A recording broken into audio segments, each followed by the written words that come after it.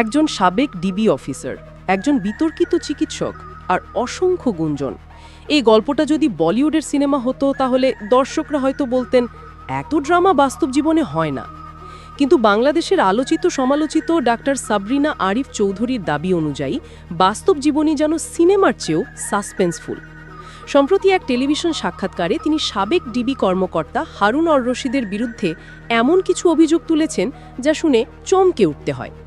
Doctor সাবরিনার কথায়, হারুন সাহেব আমাকে 3 বার ফোন করে বলতেন একটু আসেন, কথা আছে, কিন্তু কখনোই আনুষ্ঠানিকভাবে তলব করতেন না।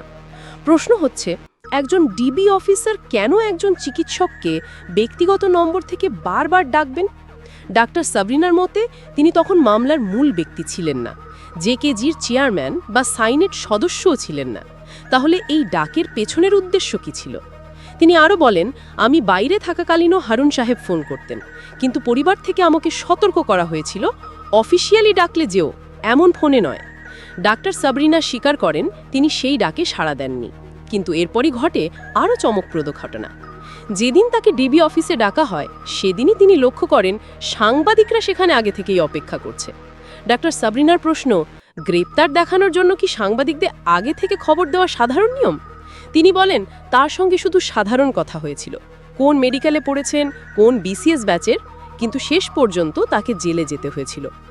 জেল থেকে বের হওয়ার পরও ডিবি হারুনের নজরদারি থামেনি বলে দাবি করেন ডাক্তার সাবরিনা।